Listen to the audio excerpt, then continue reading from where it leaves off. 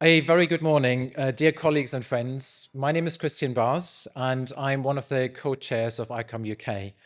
On behalf of the Board of Trustees of ICOM UK, it's my privilege this morning to welcome you to the 2026 ICOM UK conference. Some of you have travelled very long distances indeed, and we hope you had a safe journey to Oxford and a restful evening last night. Our speakers today are based in 11 different countries. Together with delegates, we have friends here in the room from at least 20 countries, including, and I'm going to read this list out, probably going to miss somebody out, but it's just an example to show where people have come from. Armenia, China, Croatia, Egypt, France, Germany, Indonesia, Korea, Nepal, New Zealand, Nigeria, Pakistan, Singapore, Sweden, Ukraine, USA, and of course the UK, with contributions live from Canada. We're delighted to have been able to support 6 travel bursaries, enabled in part by our event sponsors. The cultural diversity at this event is even greater than these numbers suggest, because many of you, like me, represent mixed nationalities and hold more than one passport. When 12 months ago we discussed the theme of this year's conference, sledgehammer diplomacy was already a widely used word, and we wanted to set an antidote. We wanted to show the important contribution of museums to international relations, to multicultural friendship, to reconciliation and memory, and also to build on our 2024 Belfast conference, where we had been talking about museums bridging divides. Cultural diplomacy seems to be a suitable term for the annual conference of the National Committee of a global organization whose mission includes diplomacy as an integral part of protecting communities and their cultural heritage. Heritage is not just a tool for connection, but a catalyst for mutual respect, reconciliation, and more equitable international museum practice. This is also represented in the theme for this year's ICOM global flagship event, the International Museums Day on the 18th of May, with the theme Museums in a Divided World. The response we received to our call for papers last autumn was larger than ever before, more than 140 proposals, from which, unfortunately, we had to select 12 presentations and 9 workshops for a 2-day event. All the other proposals were also brilliant, and we could have filled a program for an entire week. You will hear more about the work of ICOM UK tonight. For now, just so much. Whilst we've been working on some great projects in the last few years, much of our work is quiet and behind the scenes, and some, as important as it is, does not make much noise at all. This is entirely by design, because in many cases diplomacy happens behind closed doors, and trust does not necessarily develop through media stories. By way of a little teaser, you're going to hear more later today and tomorrow about one of our latest projects, research we undertook last year jointly with British Council, investigating the need for a service connecting UK museums to international partners and overcoming the barriers our members experience when trying to build international relationships. We're hoping to set up a service in the UK to support this, the working title for which is Museum Bridge. The information about this work was posted on our website yesterday. As in previous years, we want to use this conference to share good practice and lived experience. Most of us here already know very well what we want to do and why. These are therefore not questions we feel we need to answer at ICOM UK. But what is missing often is the answer to the question how, in order to take the first step towards achieving something. We need inspiration, ideas, and courage. These are the things we want to give you through this conference. Today and tomorrow, we're going to try to answer the question, how do I do that? What role can each of us play in cultural diplomacy? We want to inspire you to take some of the ideas you're hearing here back home with you and implement them in your own community. Before I introduce the first speaker, I need to share some housekeeping information with you. In the event of a fire alarm, please exit the building immediately via the nearest fire exit. That may not necessarily be the door that you came in. All fire exits are marked as such. The museum team will be on hand to support you. There are no planned fire drills today, so if the alarm sounds, please treat it as the real deal. Toilets are located on the ground level. If you walk back out of this room towards the entrance and then follow the signs. If you require first aid at any point, please contact a member of the ICOM UK or museum team for support. You'll be able to recognize ICOM UK representatives from their light blue name badges. This is a large lecture theatre, and if things become a little overwhelming and you need some time out, we have a quiet room available as well. Please go back to the event reception where you just collected your badge, and we'll be very glad to help you. There is also a prayer room available in the building, which is located downstairs. Please put your phones on silent now. We're happy, of course, for you to take photos, but if you need to take a call, we kindly ask that you step outside the room to do so. For Wi-Fi, please use the museum guest network. Please take photos throughout the event and post these using the hashtags ICOM UK 2026 conference, museum diplomacy, and diplomacy in action. We do have a photographer at the back here throughout the day who will be taking pictures for the ICOM newsletter. Please let the photographer or our conference information desk know if you're not happy to have pictures taken of yourselves. There will be various breaks. Our first break will be at 11:20 and a longer lunch break at 12:45. And if you needed to step out at any time in between, refreshments will be available where you've just been able to collect coffee, and also the museum cafe will serve drinks. Unfortunately, for those, if you wanted specialist coffees, you'd need to pay for those.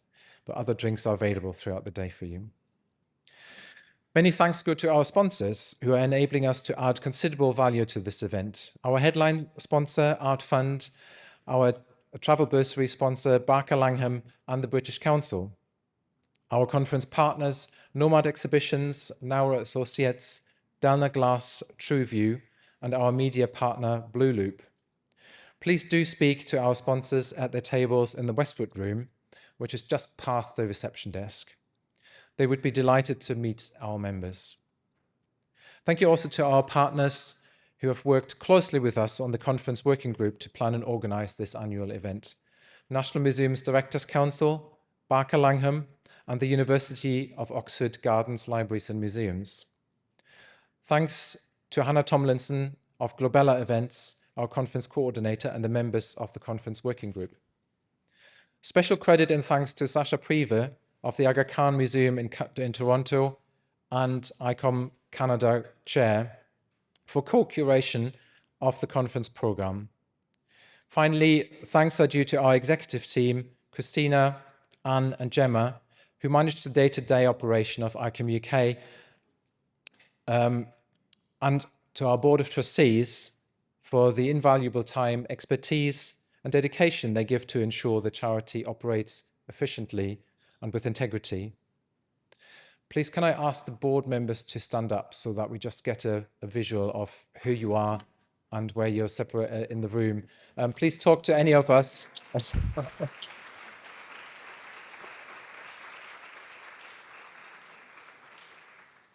Please talk to any of us, thank you, about anything ICOM related, member relations, any questions you have. We're absolutely here for you.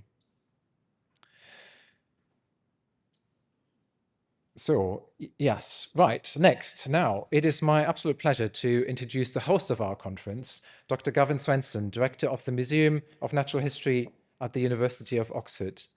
Gavin is an internationally recognized entomologist specializing in praying mantis evolution. He earned a BSc from Cornell University and a PhD from Brigham Young University. Appointed Director of the Oxford University Museum of Natural History in 2025, he is known for museum leadership, research, education, and public engagement. Gavin.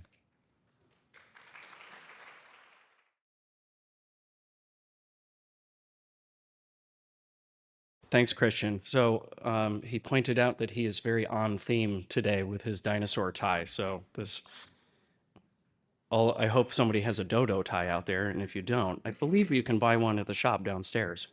Good morning, everyone, and a warm welcome to the Museum of Natural History here at the University of Oxford. I've been in post for 7 months, and hands down, this is my favorite museum in the whole world. And it's incredible the depth of what we have to offer here and all the things that I've been learning on a day-to-day basis. Even back there, I just noticed this morning there's a plaque that I'd never looked at before, where this room was the first public demonstration of the first radio telegraphy. So lots of history here.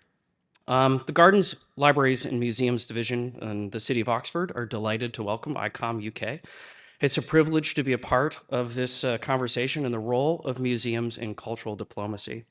Oxford is, in many ways, a very fitting place to gather around this theme. For centuries, this city and university have been a meeting point of ideas, cultures, and disciplines, a place where knowledge travels, evolves, and is shared across borders.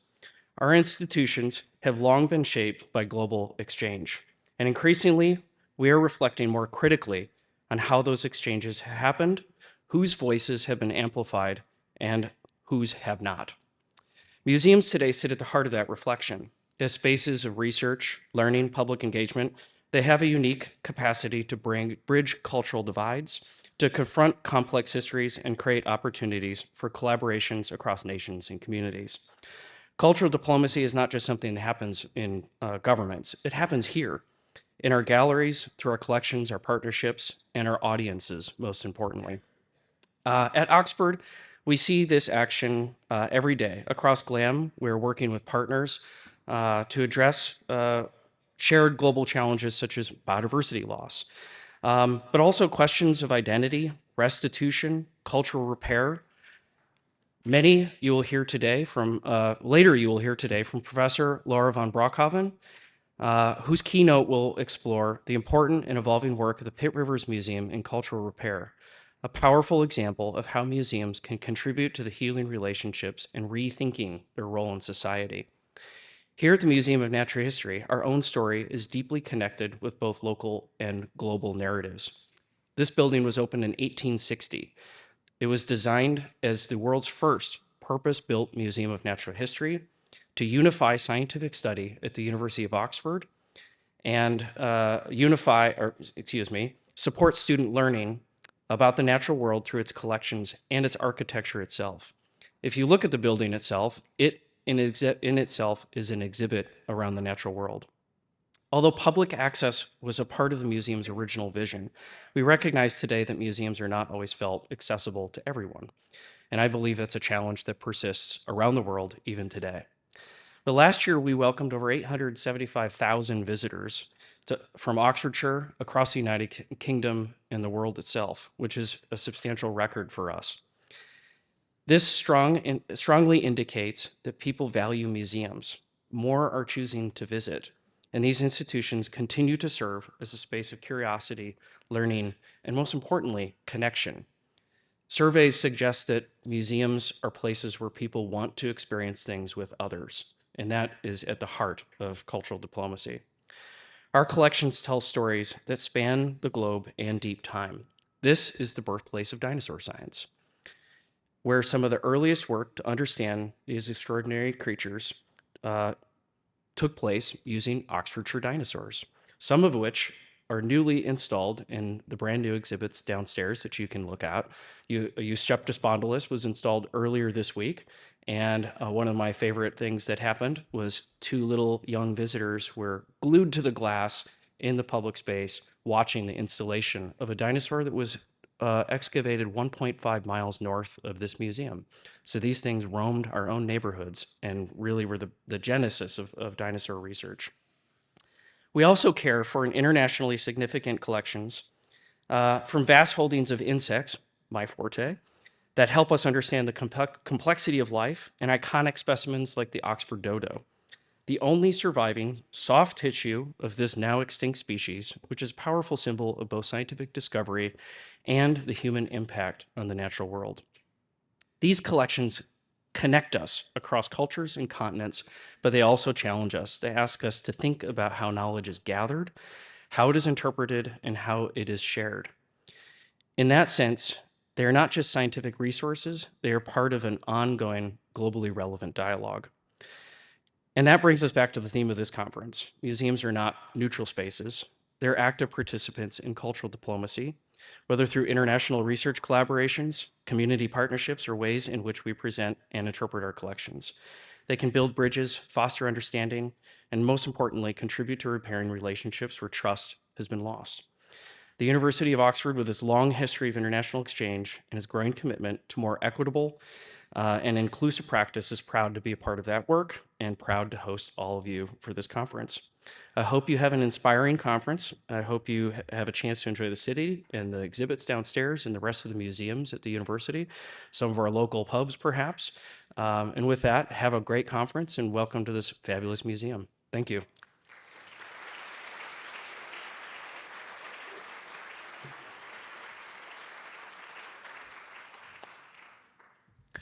Thanks, Gavin. You referred to my tie there. Some of you know that I'm a retired paleontologist, and I remember an exhibition here in this museum about 15 years ago, which I think was the first time that the Zhengyang faunas from the Precambrian were displayed outside of China, which was very exciting at the time. I still remember that vividly. And I met a lady on the train who said this was her favorite museum. So thank you very much. The second welcome note address is delivered by one of our funders, Art Fund. Katie Columbus runs Art Fund's audiences and engagement team, which is responsible for Art Fund's marketing, content, creative and media content. Katie joined Art Fund in 2025, and she was previously at Mary Curie, Samaritans, Save the Children, and Sky. Katie.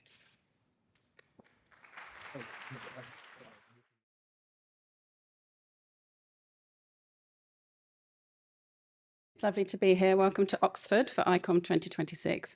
What an incredible list of people from all over the world who are our family of people who work in the sector across museums and galleries. It's really lovely to see you all, and I'm really excited to listen to you and work with you and take some of your ideas forward in learning across the work that we do at Art Fund. So my name is Katie, and I'm Director of Audiences at Art Fund. I really wanted to just come up here at the beginning of the conference and slightly hijack everybody in a very non-threatening way to say, this is Art Fund, this is what we do, and this is who we are. Oh, do I have slides? Do you know if they were? Sorry. I did have a few notes, but it's probably fine. I can probably just talk through who we are and what we do. So, we were set up, Art Fund was set up almost 125 years ago. And the mission at the time was to ensure that great works of art were available for all. We really believe that art should be available for all in public institutions, and that art should belong to everyone. And 125 years on, the message is still the same, although the way that we do things is slightly different. We have a number of ways that we kind of support the sector. We help museums and galleries across the UK develop and share their collections. We help them to invest in people and expertise. That's fine. And to grow audiences and crucially reach that next generation who will be coming in through the doors of your places. So we're kind of, if you think of Art Fund as a connector, we're kind of a catalyst and convener for lots of different organisations. So we aim to connect museums of different sizes together for learning and sharing knowledge. We aim to advocate for the sector. So we've got quite a unique position at Art Fund where we're an independent organisation. We do a lot of research, so we understand that this is quite a challenging time for the sector. And we can listen to and respond to that with various programmes and initiatives. We advocate for the sector.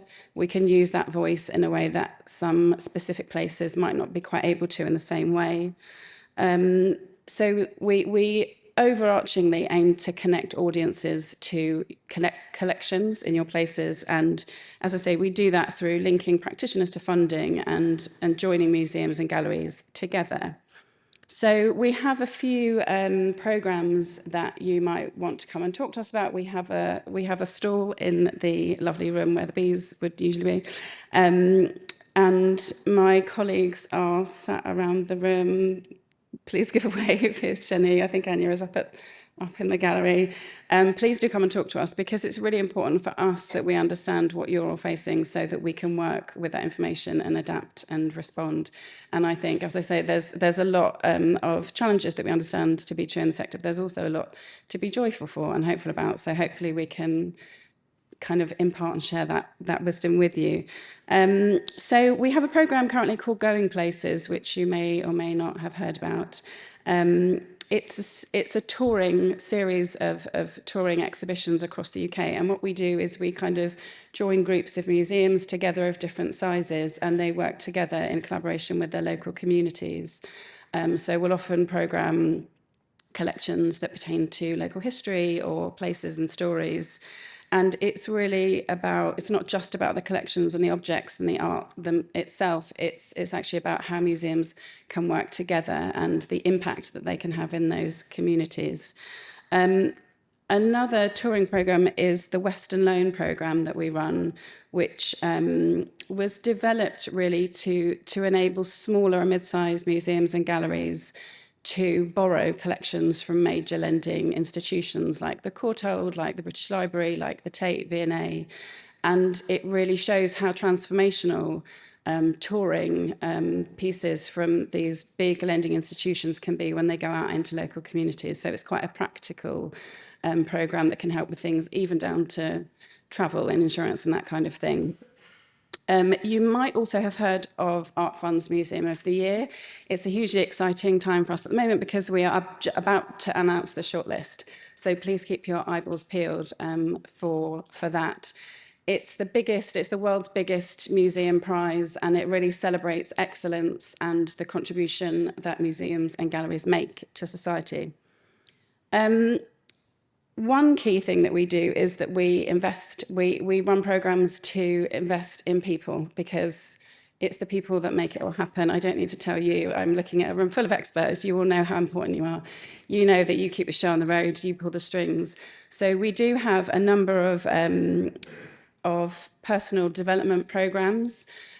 We have work that looks at organisational culture, individual professional development, and curatorial support, because we know that supporting you is essentially supporting the sector.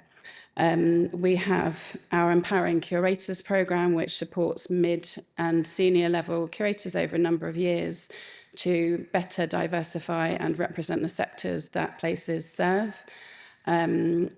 And we also advocate on behalf of the sector. So like I said, we've got quite a unique position where we can engage directly with parliamentarians to tell them what's important and try and be a voice for positive change for the future. So a couple of examples of things we've been working on recently. We were one of the voices in the lobbying against the DMCCA, and one of the voices in the debate around free entry. So if you can remember one thing about Art Fund across the weekend, and please come and talk to us about any opportunities that you have heard about, and we've got lots of information that you can take away, and we have free chocolate. So that's the classic bribery to come and have a chat with us. We are here to support you because we believe that you are the ones that will be supporting the sector. And so yeah, we'd love to hear from you to see if there's anything that you would like to get involved with. We do have a network of over 1,000 museum partners. If you're not yet part of that, we can help you develop audiences. We have a free marketing package. And you can also come to us and sign up for a museum bulletin, which allows you to be first in the know about our funding opportunities and the programmes that we are running. So please come and get on the list for that. And really looking forward to a packed agenda and some really rich and diverse conversations with all of you over the next few days. So welcome and thank you.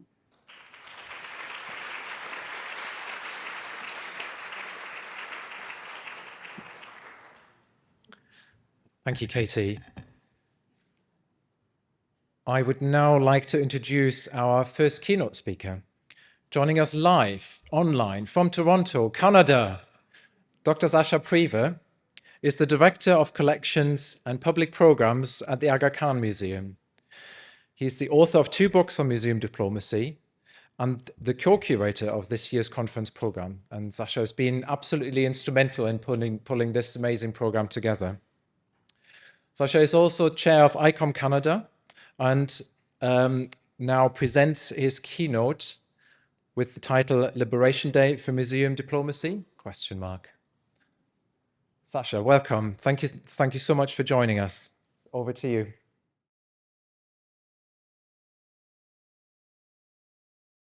All right, thank you for the warm introduction, Christian, and good morning to you all. And it's absolute pleasure to be here with you, albeit not in person. Regretfully, I cannot. I had to remain in Canada. But it's been an absolute pleasure to work with the ICOM UK team to put this conference together, and absolutely thrilled that it's hosted at my alma mater. So it's there's a double regret there. In this talk, in the next 20 minutes, I will hopefully set the scene in some ways. And I'd like to begin by stating my general rhetorical arc from the outset. So the general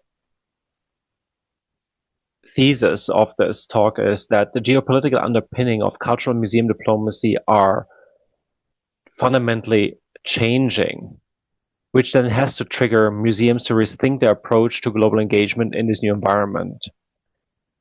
And to be effective, museums must cultivate their own agency agenda. And with that, I also plugged the new report by ICOM UK and British Council, which I found resonated with some of what I'm saying. That's what's coming up in terms of where museums see themselves, where they stand currently, what they see as challenges and barriers, and where actually the opportunities lie.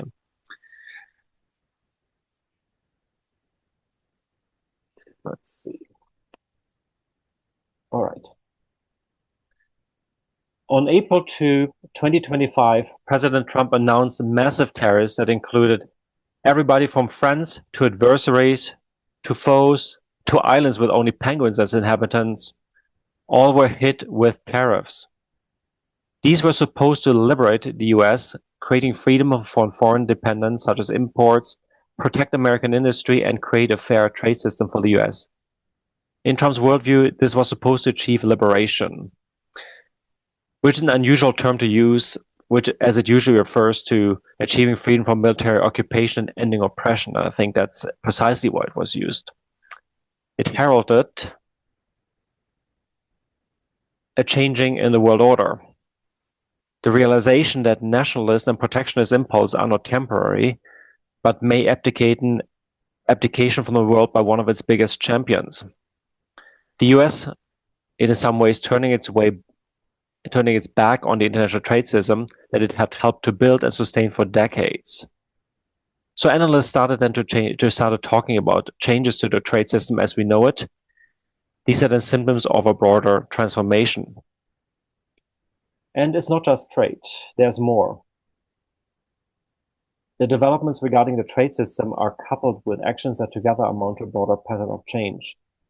These include the withdrawal from international institutions and agreements, challenges to alliances, the weakening and outright ignoring of international law. The liberal international order that has been based on free trade, multilateralism, alliances, and rules-based collaboration that has been in full display with the US at its center since the end of the Cold War is now under serious pressure. While the order has not benefited all equally and is widely been seen as imposition by some, it has still heralded great prosperity. And global cultural engagement, cultural diplomacy, museum diplomacy across border, has unfolded against and played into the system and largely benefited from the system. Are we now under destruction, as this report released by the Munich Security Conference states?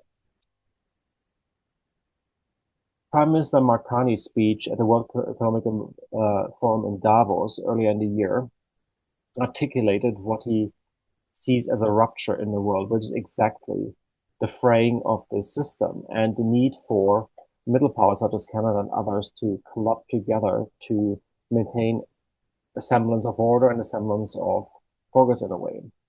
This was further echoed by German Federal Chancellor Friedrich Merz's speech at the Munich Security Conference.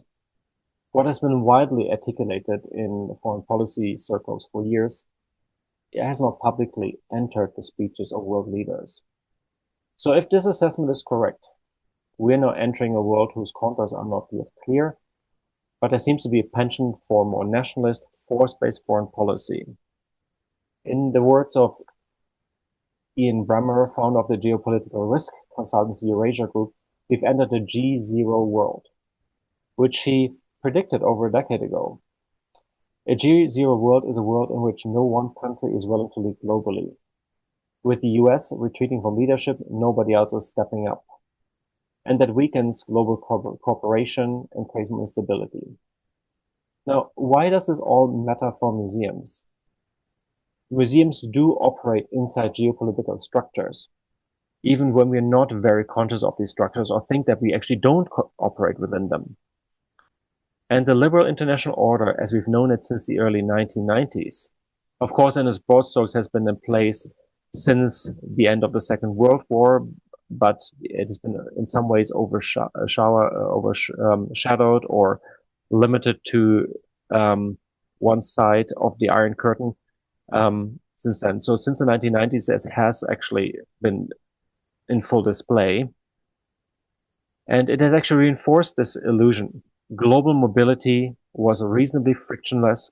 Cultural exchange grew and had more geographical coverage than before. Plus, it was politically supported. And often, cultural diplomacy of states matched institutional goals. Free trade enabled the movement of objects, expertise, and money. And so this was the age then of soft power, where culture had a clear role generating international attraction and influence. And if I speak a little bit in the past tense, I'm getting to this in a moment. The changes to the order may introduce significant risks for institutional practices. And these risks pertain to the invisible scaffolding that museums rely on when they go about global business. It is about potential risks to the channels for loans, repatriations and restitutions, and also for touring exhibitions. At times, it may also concern the way in which norms around cultural collaboration may no longer be shared in the same way as before. And then there's borders and logistics and the way they might change things. Generally, we may expect more friction. And I must say that this came also out in the Museum British report, where geopolitical risks were one of the elements, and this pertained to questions of visas, shipments, and also insurance. And of course, now we're seeing the cost of oil going up and how this might actually affect inflation globally. This will affect the way in which we can operate in the world. But generally, sanctions, export controls, and other geoeconomic interdependencies might put stress on collaboration. And some collaborations that we might have taken for granted or actually leaned into in previous years might now come under crossfire.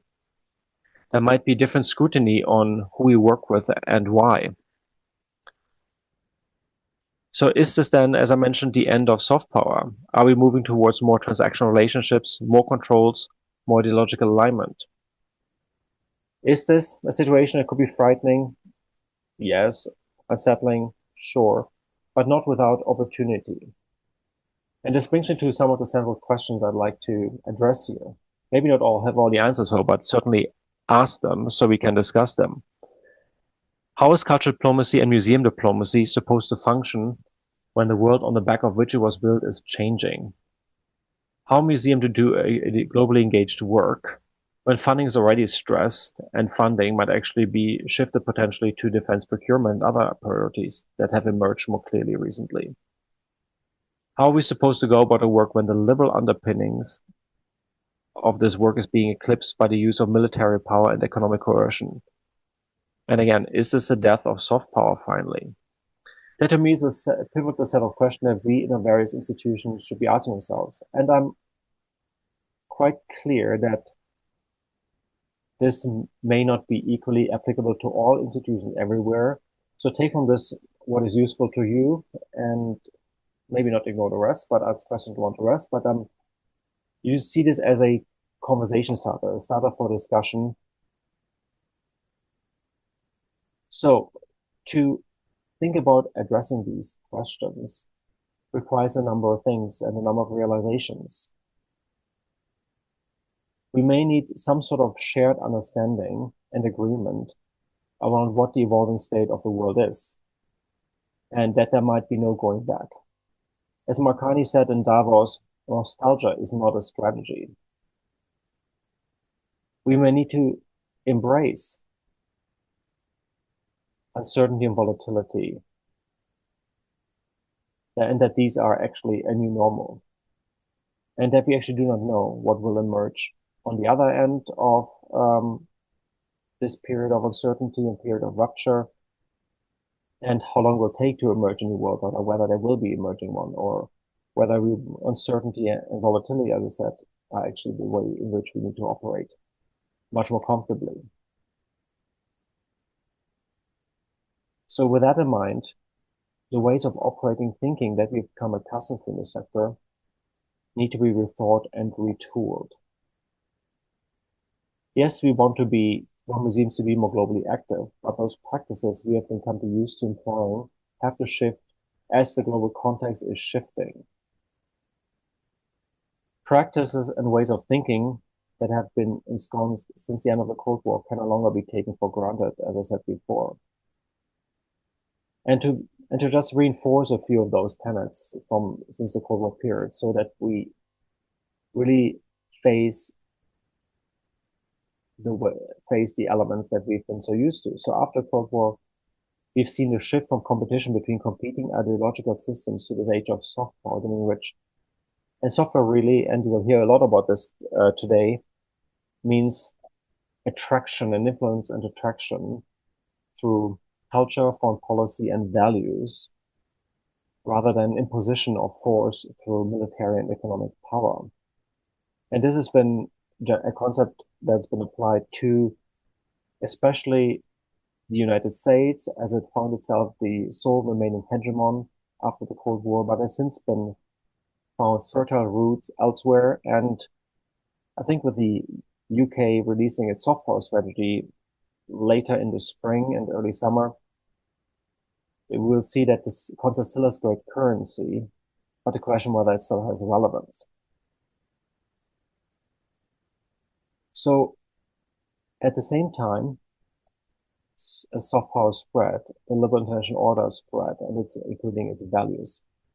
Influence and traction were the rules of the game. This was the winners take all and end of history moment.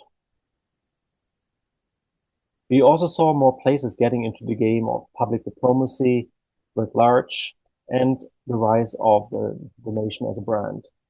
If soft power is the logic, that attraction and influence is the rule of the game, then branding yourself as a nation in a certain way is a logical conclusion. And of course, the internet facilitated the rise of global networks in a very unprecedented way, which meant the global spread of cultural phenomena and the protection against these as well. And here I'm referring to specifically the UNESCO Convention on the Protection of Cultural Expression. And this also unfolded against the backdrop of increasing marketization and financialization of culture. Culture has become seen as an industry subsumed under neoliberal imperatives. And this is a whole other kind of discussion, but it has affected the values in which culture is being created and shared around the world.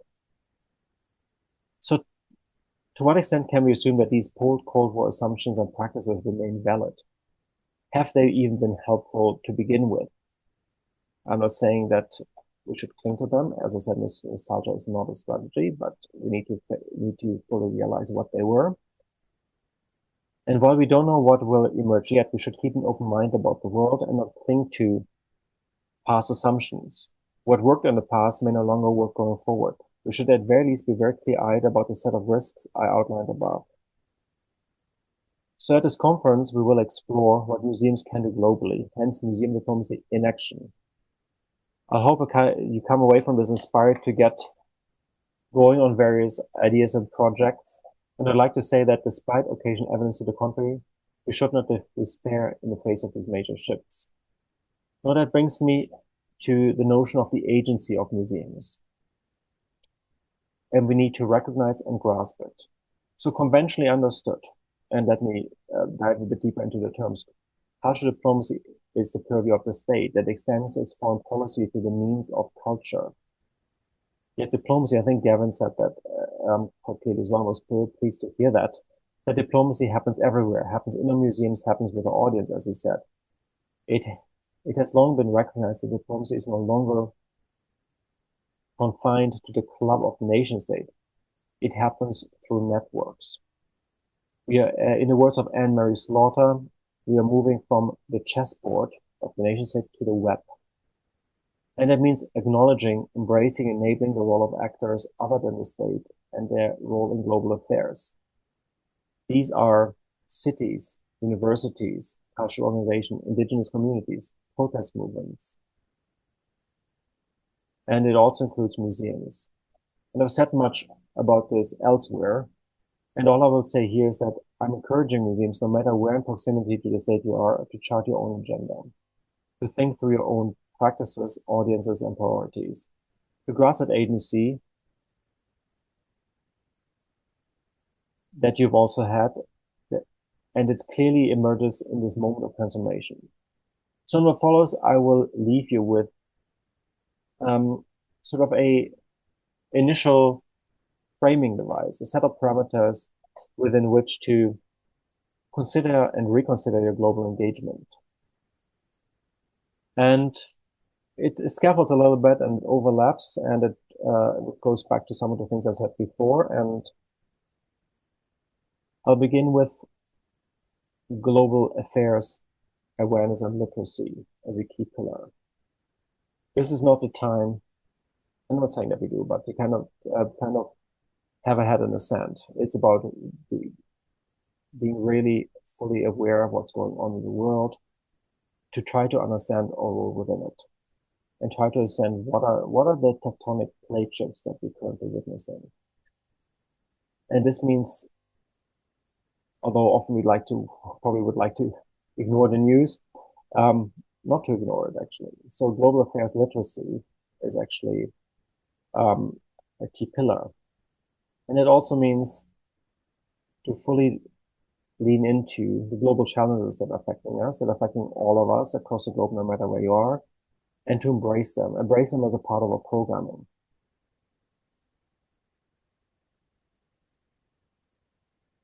In relation to that, we need to think differently about the way in which local and global are connected.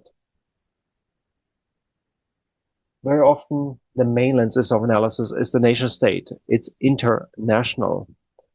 But if we think about this as local, global instead, we have a very different way to think about this.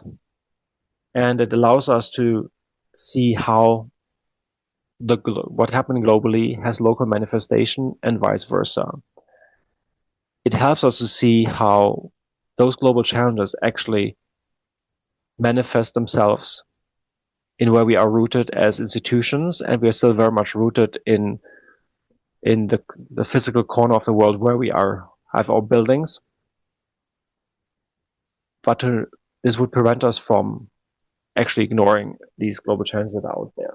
Another key component is network approaches, and that's, of course, we're fitting here at an ICOM conference, ICOM as a very clear resource and opportunity for strengthening our networks across the world, for bringing museums together across the world, but also means thinking differently outside of our boundaries as a sector, to think across the cultural sector, think across civil society where this is possible, and lean into those network approaches. And also think very differently about the way in which we probably deploy digital technologies. And the final, I said this before, is to think about your own agenda. think about it not deriving from somebody else telling you where to go and what to do, but thinking about how what I just said affects you locally in the institution and how this might create a sense of what you would need to do and want to do for more globally engaged work. And again, I will go back to the museum bridge report, where they clearly stated what are the challenges for this sector, but also what are the opportunities. And there is actually great appetite to do this, but the sector needs help. And this is why at this conference we would like to have this conversation to get everybody excited, get everybody started. And at ICOM Canada early in the year, we did a webinar series also on global engagement to understand from people's deep experiences in the field about how one could start addressing getting active globally. This might be, there's plenty of time and room for doom, gloom, and despair. And I do admit that the way in which open talk is not entirely cheerful, but museum diplomacy might come out of this period with its moment, because we have to face uncomfortable truth about how we've operated and the fact that we need to change the way we think about the world and how to act in the world. And so in a moment that is difficult for many, let's embrace this as an opportunity to chart a way forward. Thank you.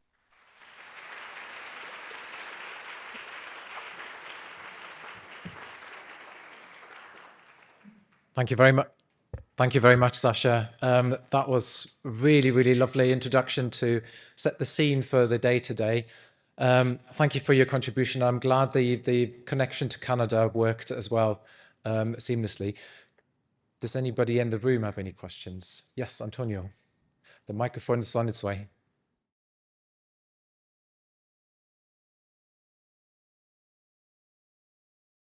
Thank you. Hi, Sasha. How are you?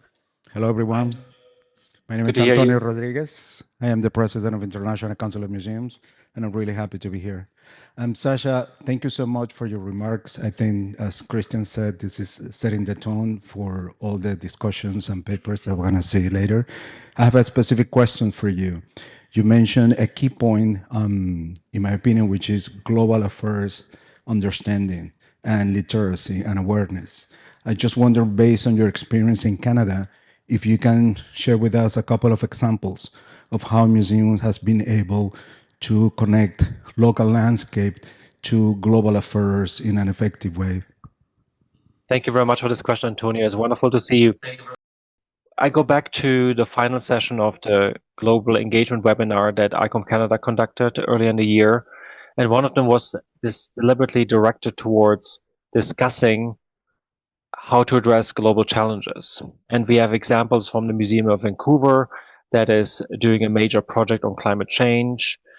But we also heard about questions of diaspora migration and how this broad picture might influence the museum world. And I think that is one of the key questions. Here at my museum, the ICOM Museum, we generally hook ourselves thematically to broader questions. For example, over the years, we've embraced more programming that relates to environmental sustainability, climate change, biodiversity, to see in a way in which a collection of largely Islamic art actually has a role to play and a deep historical role to play to help us to think differently about the world. And we are embarking on a major exhibition project next year to further drive this question through our particular lens. So this is just maybe one example, but there are many opportunities where we can bring what's happening globally into our programming. And I think especially from a climate perspective, this is now a well-trodden field within museums, but there are so many more questions that we need to address and maybe haven't addressed yet. But the major point I wanted to make is that it is the fact that the way in which we have an awareness or think about global affairs may not always come naturally to us as a sector. In some depends on what you study, but when ICOM Canada conducted its strategic planning exercises actually in the middle of the pandemic.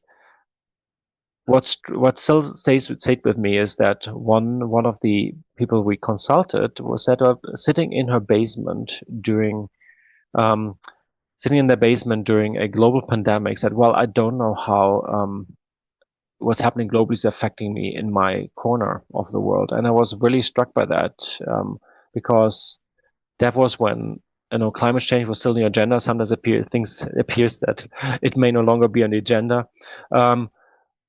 Or we were in the middle of a pandemic that really had knew no borders. And to not be able to see that this might actually affect what you may need to do as an institution really struck home and said, we have our work cut out. Thank you. That was a really interesting start to our day. My name's Juliet Fritsch. I'm Director of Collections Strategy at the University of Cambridge. I had a sort of, it's really to ask you if you have any observations, because your talk has been very much framed in, and you said in a sort of liberal ideology kind of context. And I wondered if, cultural diplomacy goes on all over the world in many different contexts. And for example, the Chinese have a very strong cultural diplomacy agenda at the moment. And I wondered if you had any observations about how those differing contexts also might be considered as part of this shift that you're talking about. Yeah, thank you very much for this question. What I try to say is that the liberal international order has provided, also for China actually, the backdrop against which much of this work has unfolded. And actually China has been quite reliant on the liberal international order for its own stability and growth over the past few decades. Without that kind of backdrop, it might have been more difficult. And you will see this also currently in China's behavior on the world, and where stability is being prized right now. And yes, of course, China itself has forged its own approach to soft power. It's framed it as cultural soft power, and it's been a very interesting framing device, because it's been hotly debated whether it actually worked, whether it actually needs, and this is where potentially the death of soft power discussion may come back, is whether you actually need in some place as a country to have the liberal underpinnings for soft power to be more credible. But it's certainly been a tool that's been used very widely. And it goes back to what I said earlier about the way in which so many other actors have gotten into the game, and that this has been almost become a universal language of the way in which we understand cultural engagement writ large. Whether it's been a success everywhere is the question, but it's certainly the case that this had wide currency. But the question for me is does it continue to be justified? Is it the best frame for us to think about this going forward? Has the universality of the term and the often uncritical use of it actually been at all justified? Thank you very much. Thank you. I'm really sorry. I'm afraid we have to move on. There'll be more opportunities for questions, but I would like to now introduce our first panel with the theme Advancing Global Partnerships Through Museum Diplomacy, which will be chaired by Sasha. Please could I ask all three panelists onto the stage and to take your seats here. And then Sasha will introduce the individual speakers. Thank you. Thank you.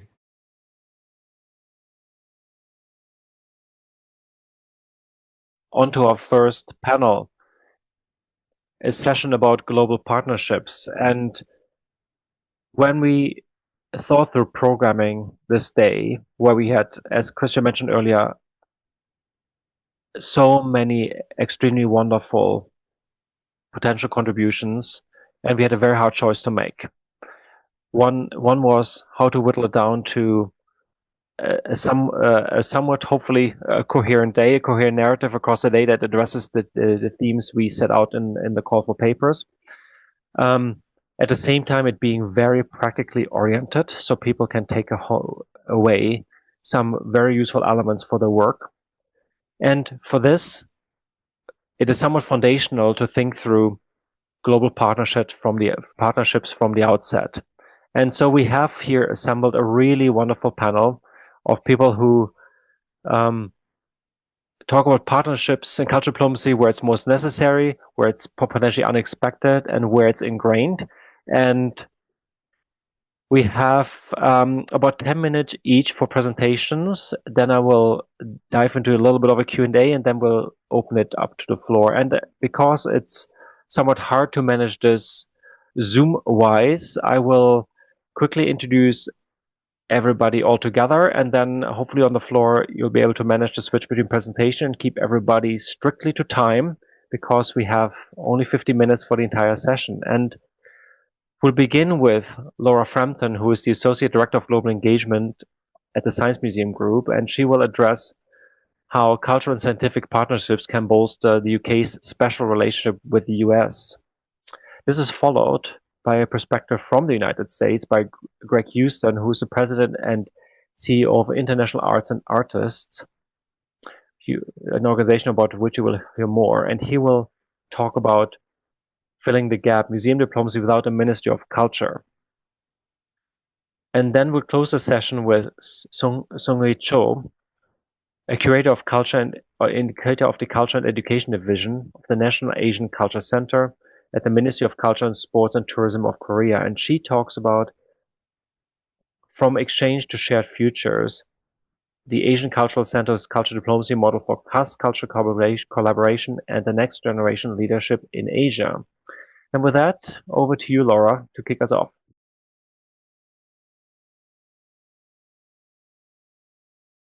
I'm Laura Frampton. I'm the Associate Director for Global Engagement at the Science Museum Group. I'm going to introduce you a little bit to the Science Museum Group first, and then I'll talk a bit about our wider international work, and then I'll focus a bit more on our specific US projects. So for those of you who aren't familiar with the Science Museum Group, it comprises 5 museum sites in the UK shown on the map and a large storage facility. Collectively, we're the UK's National Museum of Science and Technology, holding more than 7 million items in our collection and welcoming more than 4 million visits a year. Culture and heritage, and specifically our world-leading museums, are frequently cited as major reasons for visiting the UK, feeding the economy through tourism and creating advocates for the nation. Our museums inspire futures through the informal learning delivered in our galleries, our exhibitions, and other programs. We complement formal learning, igniting curiosity. The Science Museum Group is a valued part of the STEM landscape, STEM, of course, being science, technology, engineering, and maths. Over the past 10 to 15 years, the UK's cultural assets have been increasingly recognised and appreciated as soft power levers. Surprisingly, though, science hasn't received quite the same attention. But I'm pleased to say there's been a bit of a movement recently with a number of recent publications to advocate for the role of science diplomacy plays as a key component of the UK's soft power assets. The UK and many other countries are clear that science is important for many reasons, driving innovation, solving the global challenges that Sasha just referred to, as well as underpinning economic prosperity. No one country can do this alone. International collaboration is key. So the point I want to make is this. Through its work, the Science Museum Group is able to do both cultural diplomacy and science diplomacy, utilising its collections and expertise, telling regional, national, and international stories relating to STEM. Museums are very special places. They're widely considered to be trusted spaces. With editorial control and being arm's length from government, we're able to present stories about global collaboration related to STEM in very unique ways. All of our galleries and our temporary exhibitions have international content, but international component is more obvious in some of our exhibitions, including some of the ones you see on the screen here. Cosmonauts was an extraordinary project uncovering the story of how Russia turned the dream of space in, travel into reality. And we worked with incredible partners, including the cosmonauts themselves. And here you can see our director, top left, with Alexei Leonov, the first person to conduct a spacewalk. Now, I did ponder whether to include a Russian example in this talk, given that we've actually had to cease relationships with Russia. But actually, I thought it's worthy of mention because of the shifting geopolitics. It was an incredible achievement, and first and foremost, our audiences loved it. And the project did enable UK-Russia communication channels at government levels during really tense period of foreign relations.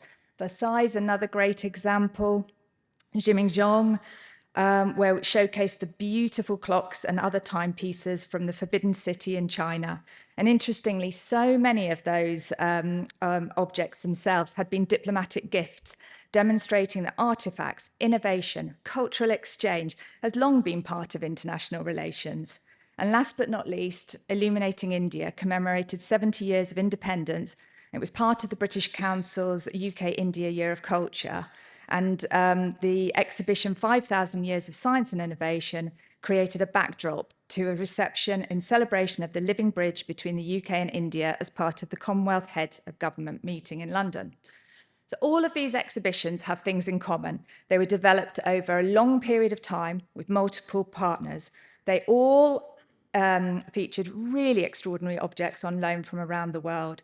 All were a great success with their target audience, avid cultural consumers, we call the audience group, for these exhibitions. And all of them helped with diplomatic relations, working as a soft power asset. Now, they weren't designed primarily to do this, but they had the vital ingredients to deliver that. And we were able to take advantage of anniversaries and major events and other moments to really leverage support and promote them.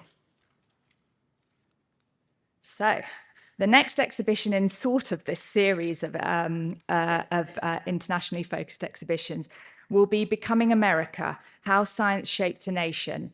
Now, we haven't publicly announced the exhibition yet, so you're among the first people to hear about it. It'll be in the Science Museum in autumn this year, and it stems from an incredible partnership with the Library of Congress in Washington, DC, and it's been 10 years in the making. Back in 2015, the Queen announced a project to commence the digitisation of the archives of King George III, and that's when we first met the Librarian of Congress, Dr. Hayden, who floated the idea of an exhibition exploring the parallel lives of George Washington and King George III in partnership with a British institution, us. And since then, our teams have enjoyed a joint exploration and collection of ideas. But a lot can happen in 10 years. Including a number of different administrations, as well as a change in direction of some of our scholarly research. We'd originally thought we'd do the same exhibition, but actually we decided we would do two different versions, with the libraries being more generic and the science museums obviously focusing more on the scientific stories of how science shaped America 250 years ago. The library's show opened in March 2025. And the pictures you see on screen show their exhibition. It also shows us at their exhibition with our loans, us there talking to the news channels and talking at their events. Visibility is key. And turning up in person is nothing quite beats that, especially when we can help promote our museums there, but also the UK, and especially when ambassadors are there and other diplomats. It's something to talk about. It's a great backdrop, especially when the exhibition has both US and UK content. And sending senior people to participate sends a clear signal that we value our partners and can, in turn, bolster diplomatic relations. On screen, you'll see some of the loans that will feature in our version of the exhibition under the different sections.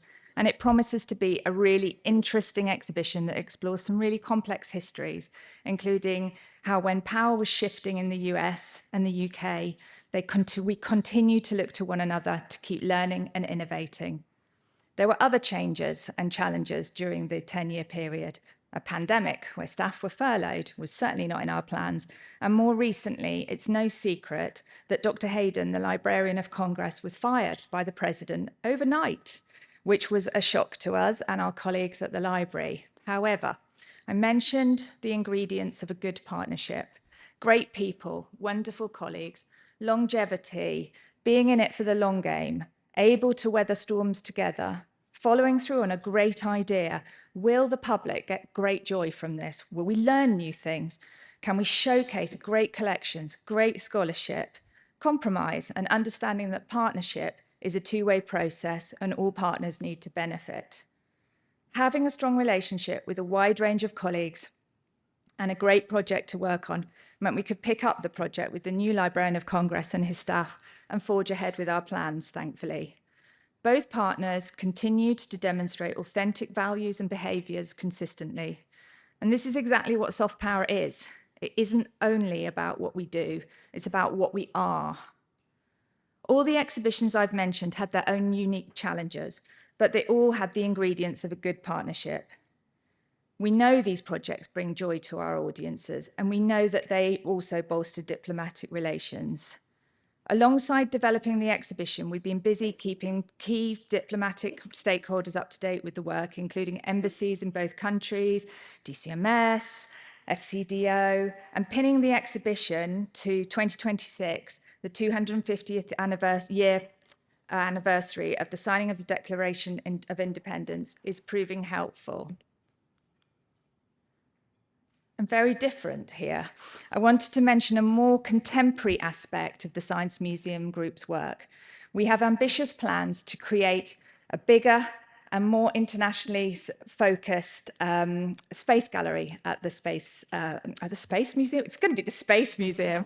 It's that big, at the Science Museum. It's a 10-year endeavour.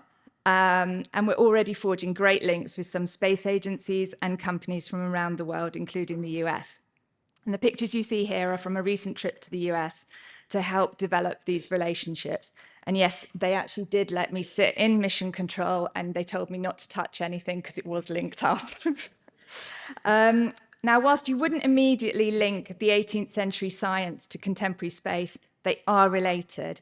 Having a strong track record working in a country helps pave the way for future work. So again, you might not think that an exhibition about clocks from the Palace Museum will help with our relationships in space in China, but they do, because we're a trusted partner, we do things well, and we're known to them. So all the same ingredients are necessary for these partnerships and these relationships. We know it takes time to establish trust, to find the right projects, to find the sweet spot for what will work for both partners. But we also know that working in a consistent and authentic way, being a good partner and involving diplomatic stakeholders works. And so top right, you can see us whilst we're in LA and whilst we're visiting all of these wonderful space companies and organizations, we're checking in with the British consulate in LA to help develop our links and to also help the UK government with its work too. And it's working. We've been working with Blue Origin for a while, and in March, they brought over a mock New Shepard spacecraft to the Science Museum, which is on display now on the floor until June, and we're already talking about what our next project with them will be. So yes, I do think that museums' international work can bolster diplomatic relationships. It's not always easy, and it's certainly not a perfect science.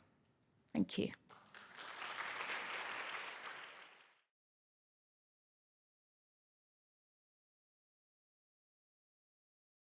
First of all, I'd like to thank ICOM for having me here, and to Sasha for organizing this panel. A lot of the work that we've done over the last couple of years has actually come from the research and writing that Sasha has done. So we're quite pleased to be a partner. And to Antonio, the president, it looks like he may have just stepped out, but he's also a former alum and colleague of ours at International Arts and Artists. So I run IANA, International Arts and Artists. We're a 30-year-old DC-based organization that facilitates cultural exchange through traveling exhibitions, exchange programs, public policy dialogues, and we have our Hillier galleries in Washington. We're right next to the There we go. We're right next to the Phillips Collection. If you're ever in Washington, please come visit us. And I've been asked to talk with you about how we in the United States operate, without a Ministry of Culture and without central coordination in our cultural diplomacy space. One framing bit for today, I'm not here to argue, although it may sound like it at times, I'm not here to argue that the US model is the right one or that our model is replicable. Our model is fairly unique. It relies on specific philanthropic bases, institutional bases that took decades for us to build and are fairly unique to the American system. But what I am arguing is that there are principles that transfer that you, as practitioners, can apply regardless of your national context. So one of the questions I hear most when I travel is, why doesn't the US have a Ministry of Culture, or can you connect me with your Ministry of Culture? And we don't have one. But the fact is, for most of the Cold War, we sort of did. We had the US Information Agency, or USIA. Many of you may have worked with it at one point. It was an independent agency. It was created by President Eisenhower in 1953. It was run by an independent presidential appointee, had a direct congressional appropriation, didn't go through any other departments, and it had about 10,000 staff spread out over 150 countries. But due to some politics and compromises in 1999, after we won the Cold War and there was no need for cultural diplomacy, USIA was shuttered. Its functions were eliminated or scattered, and no single institution inherited that mandate.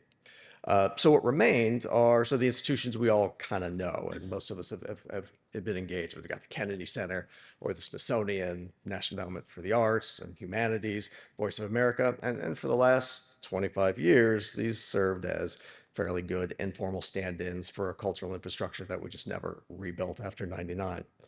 But today, many of our national institutions are, I have to be careful how I say this, navigating a shift in their priorities. And from a practitioner's perspective, that kind of makes understanding who speaks for America a challenge, and who do you speak to in America, right? And to answer that question and to sort of frame this talk, I'm going to sort of start with the same advice I give to anybody who looks to vacation in the United States. You may want to start in New York or Miami or Los Angeles or Washington, D.C., but the sooner you get between them to Bentonville, Arkansas, or Santa Fe, New Mexico, or Marfa, Texas, the sooner you'll find what truly makes the U.S. special. That's where your best partnerships lie. Those cities and their institutions are our Ministry of Culture.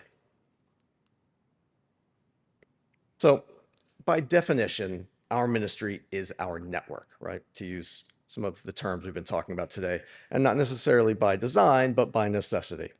I've been doing this for almost 25 years now, and one thing that I've learned in that time is that distance from government can, counterintuitively, produce more access. My credibility comes from the independence I have, not from a government mandate. And my work continues when state priorities change, because the relationships were never built through the state in the first place. Very similar to what we just heard from Laura. So for our system to work, we compromise. Right? Necessity is the mother of invention, and our diplomats are drafted, our museum diplomats are the ones we drafted to fill the gap. And admittedly, that leaves our model a little less coherent, a little bit more frictioned. We have no single voice, no unified narrative, but it also makes us more durable. You don't have to go to anyone to build your partnerships. Everyone in our country has the power to be a voice for America. And this is a little controversial, and it's not an absolute, but I think it's an important context to remember, because it does drive a lot of decisions. Because our actors are tied to private funding much more than government money, even though there's lots of news about government money being cut, the primary driver of culture and museums and art in the US is still private. We have more flexibility, we have more independence, and we don't have a single point of failure.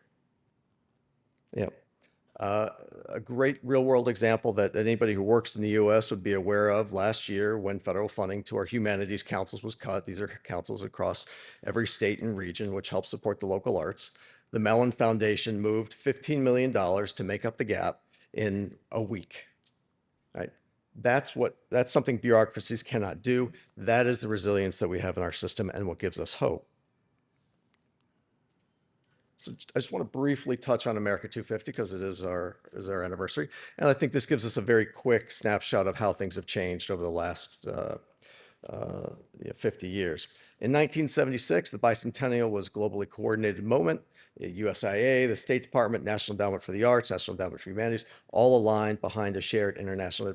We had pavilions in Moscow. Imagine that today. We had a global broadcast of our 4th of July celebration beamed by satellite around the world. Before that, it was pretty much the moon landing and Elvis.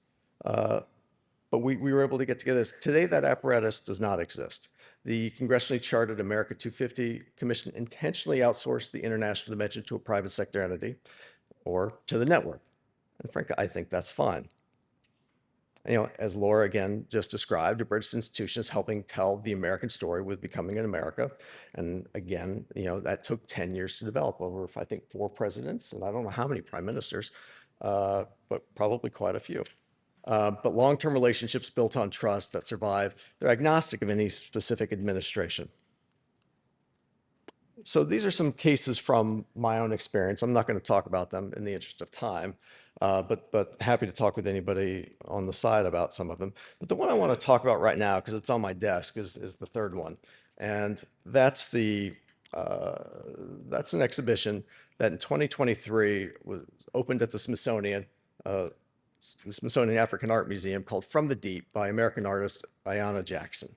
That was work that was built from a Smithsonian Research Fellowship and had collaborations with artists and designers across Senegal and Nigeria and Ghana and Angola. It's wonderful. I hope some of you got to see it. Last year, the White House singled out this exhibition by name in a formal statement and a tweet as problematic. That was kinder than what they said. But my organization was able to step in. With the coordination of the State Department, actually, we're now touring this exhibition under our auspices, and it's taken to 12 venues over the next 3 years. And just a fun fact, the first place we're bringing it is to Canada. The exhibition that wasn't good for the US is starting in Canada before it tours in the US, and we thank the Museum of Anthropology at the University of British Columbia for hosting it. I'm not going to make any further comments on that. I think it speaks for itself. So we felt like we had to step in and figure out how we can help this model. Independence only gets you so far. And as I just said with the State Department, or with the Smithsonian, coordination is still key to the successful partnership between the private and public sector and cultural diplomacy. But, in this polarized climate, we think we've all noticed that coordination is slipping within our country. It's probably slipping between relationships that you have.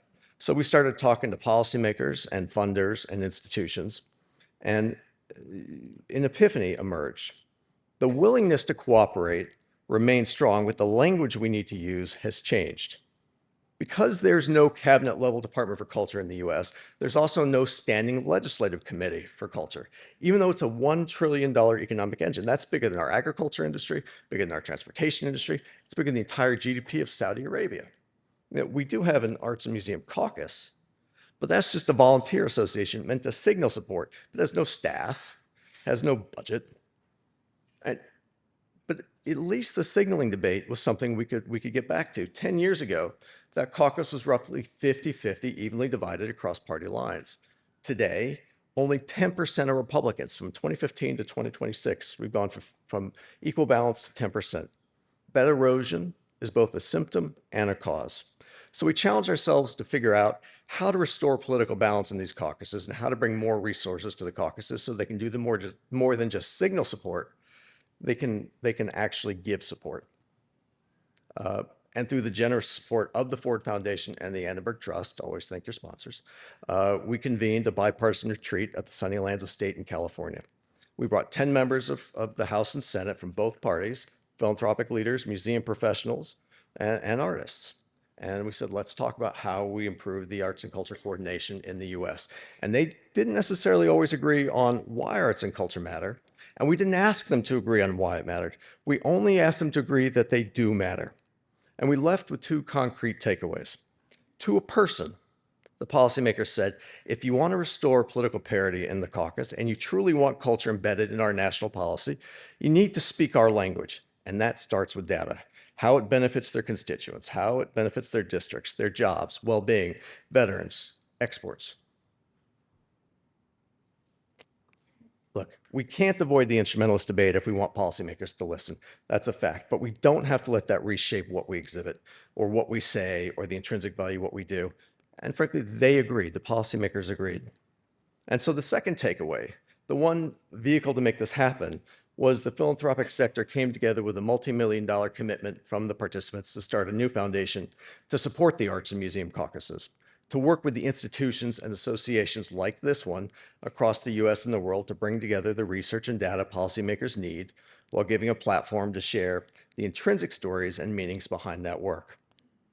To give policymakers what they think they need and what we think they need. I think Sasha might call this agonistic diplomacy.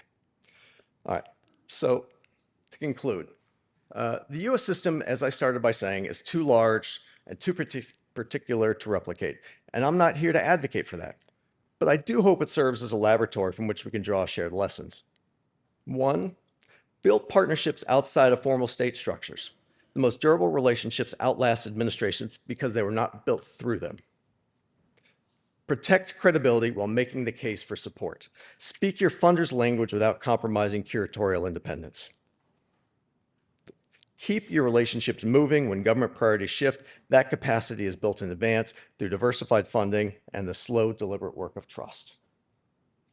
And finally, map your single point of failure. If your primary support comes from one government ministry or donor or figurehead, you are robust in stable conditions. But as this world is now proving, you are not durable for whatever comes next, and it inevitably will.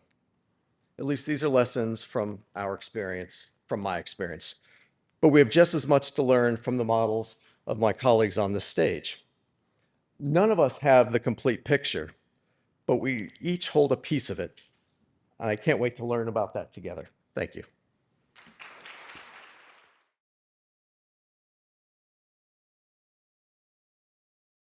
Good morning, everyone. My name is Sang-hee-jo, and I am a curator at the National Asian Culture Center.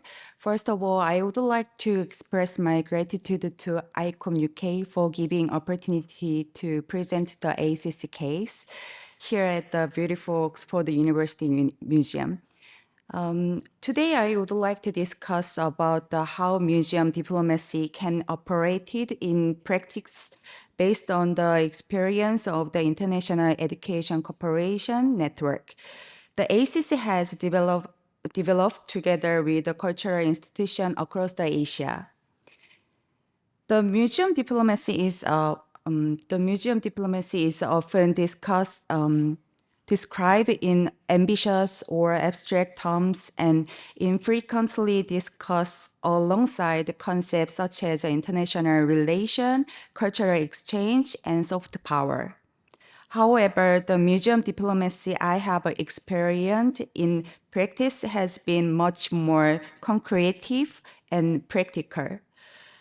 At its core, it's not about grand project or symbolic exchange, but about building trust through the sustained collaboration and repeated cooperation.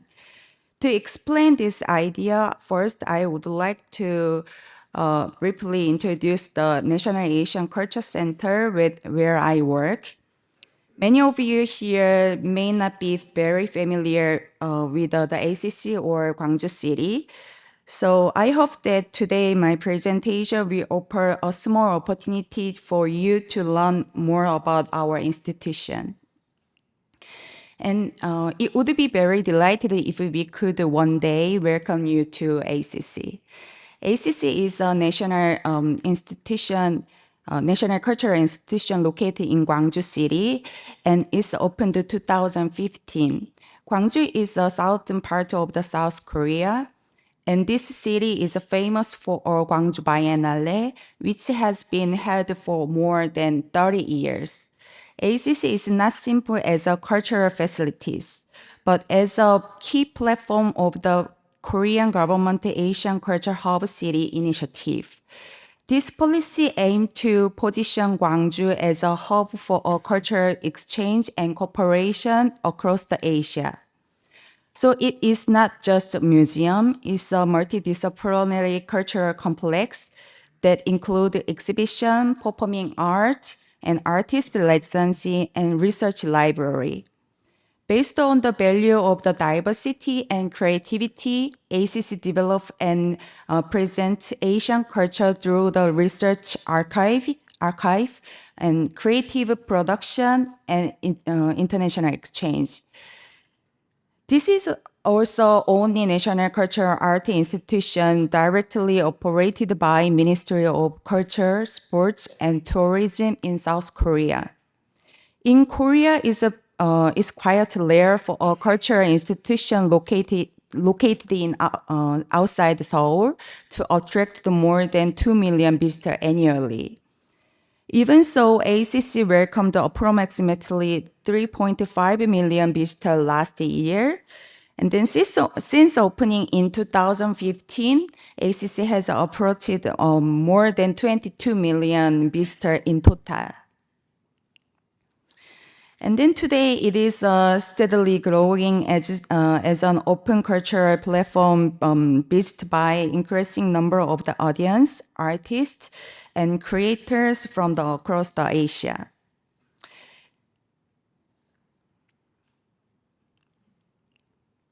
So in particular, ACC launched an international education cooperation initiative in 2022 in the field of the art and cultural education to put in this vision into practice. We call this program is ACC Global Project. The goal is of this program can be summarized in 3 main points. First, to serve as a hub for cultural art education in Asia. ACC aims to create a platform where different organizations can share experience, knowledge, and collaboration with others. Second, to strengthen the professional capacity of cultural art, both expert in Korea and internationally, we aim to support professionals in developing broader international perspective and expertise. Third, to build strong partnership and a sustainable network. What is important in this process is not a one-side support structure, but a mutual partnership where institutions grow together by sharing knowledge, experience, and resources. But actually, this program did not begin with within the explosive intention of the practicing museum diplomacy. Instead, it began with a very practical question. How can cultural institutions from different countries collaborate in the sustainable way? So each institution across the Asia operated in very different contexts, and then administrative system and language are different, even policy environment too. So for this reason, one of international exchange program really lead to long-term cooperation. So while reflecting on this challenge, ACC started to Asia Art and Culture Education Networking Workshop together with several cultural institutions across Asia. The purpose of this workshop was not to promote program or introduce institution. So whether was the understanding each other institution, realities, and then explore possibility for a collaboration. So understanding these difference become more simply in exchange of information, but a process of building trust. And we realized that the challenge we face in our daily work were surprisingly similar. So I believe that this is the point where museum diplomacy truly begin. Through this workshop, we began to build not just a network, but the foundation for a long-term collaboration. So building off this workshop, ACC and its partner institution moved to next stage by organizing global expert workshop. So these programs cover diversity cultural fields such as museum education, performing art, and convergence media art and architecture, and involve the participants ranging from experienced professional to emerging artists and university students across the Asia. The program's structure itself also had an important characteristic. The program, some workshops invite to international experts to Korea, while the offers sent to Korean professionals to partner international institution abroad. So through this two-way exchange structure, ACC was able to expand its pool of globally connected professionals and further strengthen its international cooperation network. Participants gained new knowledge and creative ideas through this program, and many later applied this insight in their own institution or continue collaboration with the international partners.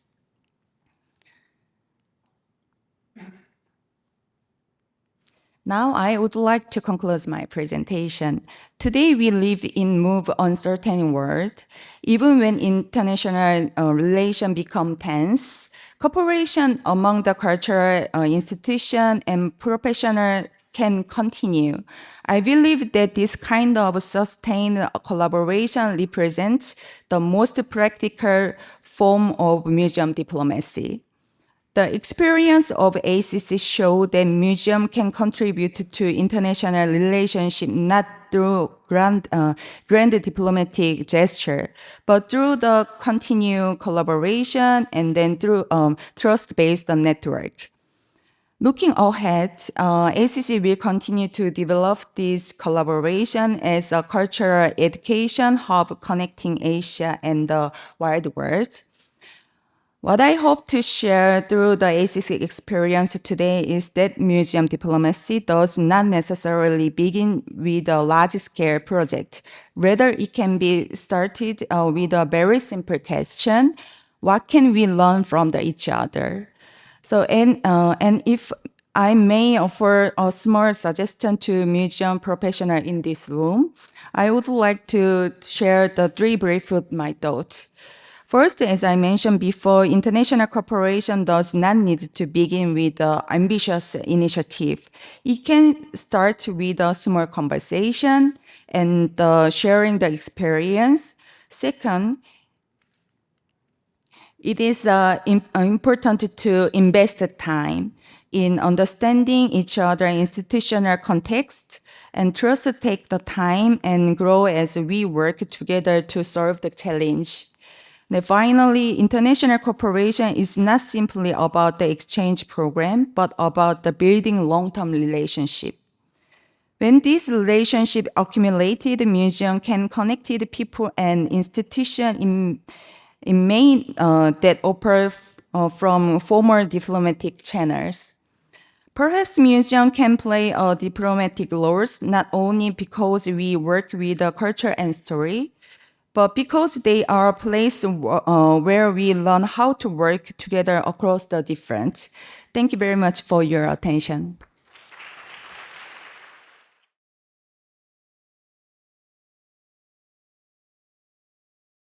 Thank you, Sung-hee. We have now about 10 minutes for a little panel discussion, which will be chaired by Sasha.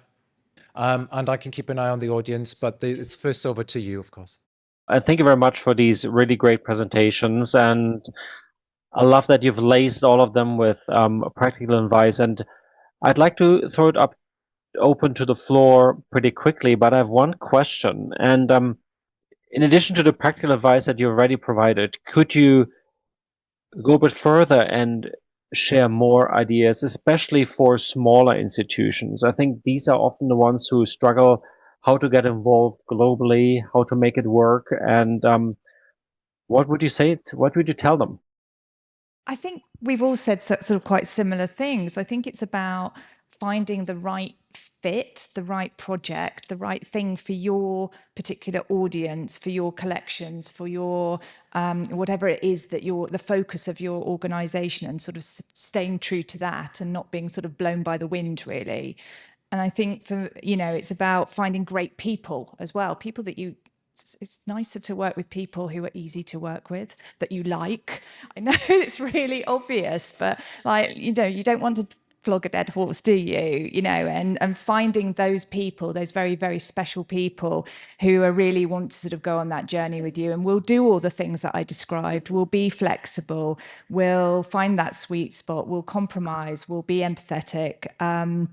And that leads to really sort of great collaborations and great partnerships. And I think the other thing I mentioned as well, and Greg mentioned, is this sort of season of anniversaries or events or things like that that you can maybe hook things on. It can't. We don't do it because it's our primary driver.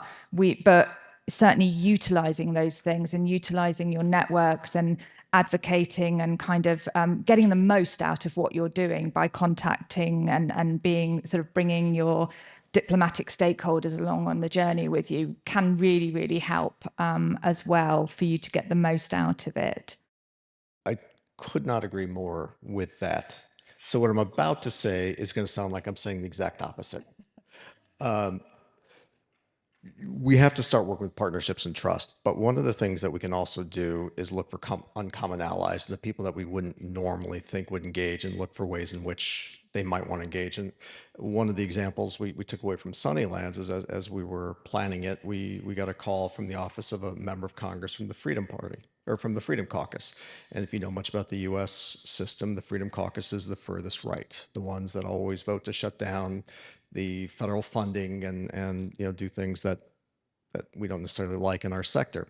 And we had a little bit of a panic moment. We said, oh my gosh, is he coming to the retreat to throw bombs, or what does he want to do? And we ended up talking to a couple of members on the retreat who knew him and said behind closed doors, he's actually very pragmatic. You know, he's got a district, he has his constituents, he needs to accomplish certain things.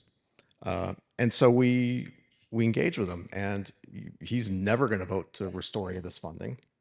But he is going to support, you know, he does need to support his local community, his theaters, his music venues, his arts and his gallery. It's a big part of their economy. And so what we sort of take away from that is you may not meet somebody who's going to do exactly what you want, whether it be at the government funding level, but what he will do, he'll probably be a little bit more open-minded on visas, on tariff and trade laws. He may actually go to ribbon cutting now and then that supports things.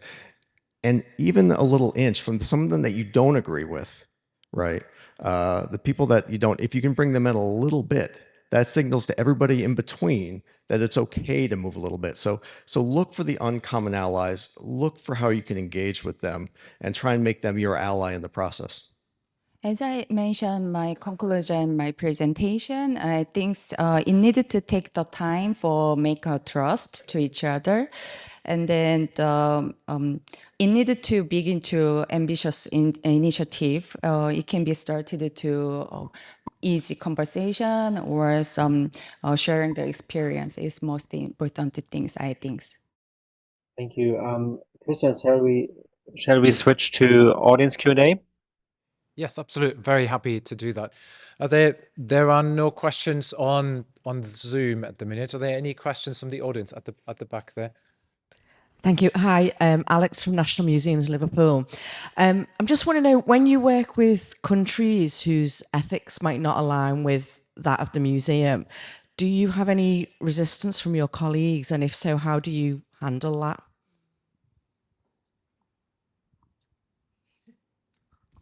Yeah, I mean, we've worked with we continue to work with countries where colleagues do raise their eyebrows and say why, and is that the right thing to do? And thinking about the sort of soft power initiative and sort of the sort of angle of it rather is probably that's the reason for doing it. And I think that where we sometimes get stuck is sort of I don't know. Should you work with Saudi Arabia? That's one question we get. And actually, we sort of take it back to, well, actually, shall we look at what the projects are and what the projects are trying to do? And if it's trying to turn the dial on something, or whether it be women in STEM or STEM education or learning, and it shifts that dial in the right way, then surely that's something you would want to be part of. And I think that, so we go on a sort of project by project. We have been asked, oh, we should bring these big questions of working with, China, working with Saudi to the board. And actually, no, I don't think they're the right question. I think it's actually, let's look at the projects and see whether project by project, they're the right stories. And are they the right fit for what we as an organization want to do? And so you saw up on the slide, SpaceX. Do we want to work with Elon Musk? Well, actually, how could you not tell the story of space and commercialization in space without talking about him and his company? And I think it then becomes easier it sits easier with staff, I hope. Thank you. I think there was right in front of Alex. Yeah, there's a question. Oh, upstairs. Oh, what have we got? So sorry, I missed that on the balcony. Yes. Hello, my name's Trudy. I'm from Royal Museums Greenwich. Gregory, you talked about the importance of data to demonstrate benefit, and Laura, you talked quite extensively about how you'd moved cultural diplomacy, and I wondered what data you use to evidence that, and how you demonstrate it through data. Sure. So at an abstract, you can quantify jobs and taxations and other things. There's the spillover report that was done here a couple of years ago, which was a big part of our research in the U.S. We have the Bureau of Economic Analysis, the BEA report, which looks at a number of different metrics of at a community by community level of how the arts and culture impacts jobs, whether it be how the spillover effect from museum venues and concert venues, and what the benefit of investing is that. And there's a wonderful organization based here in London called Sound Diplomacy, which is doing some of the best research I've seen on the quantification of the benefits. If you haven't had a chance to look up their work. And so part of what we do is, we have the AFTA, American Federation for the Arts, which has done an amazing job of going district by district in all 435 congressional districts and understanding the depth of the ways in which the culture benefits. And it might be, what's the outputs in health and well-being, right? From interventions in hospitals. It could be, what are the jobs created? Any number of things. And for us, it's about plugging into what's the data we need to move the needle forward in that area. Sorry, I specifically meant in terms of international relations, but that was really interesting. But I meant in terms of that cultural diplomacy. Well, just very briefly. So for us, look, we get at something like $32 in return on export or import versus public diplomacy dollars spent in the U.S. And we can measure that in things like tourism to the U.S., who watches our sports, what kind of interaction you have from movies and sports and concerts. So there's a number of things in which we do, which then sort of turns back at it at an economic and a data level. When we talk about the hearts and minds, I'll be honest with you, one of the things that we've done a pretty bad job of the U.S., and I've talked a lot about this at the State Department level, is understanding how do we do that, because we're not necessarily, when we do an expo, we're targeting certain demographics in that region and trying to say, are we talking to them in ways they can't reach in their country? And we need to improve that. I'm afraid we're out of time now. I'm sorry, Sung-hee, there wasn't another question for you. But we are going into the coffee break now. And I've left my, I am very sorry, Ogi, there's a question online, but I will put your question to the panel in the break and we'll get a response back to you. We're meeting back here I'm looking at Julia, 11:15. Okay, thank you so much. We'll see you in half an hour. Thank you.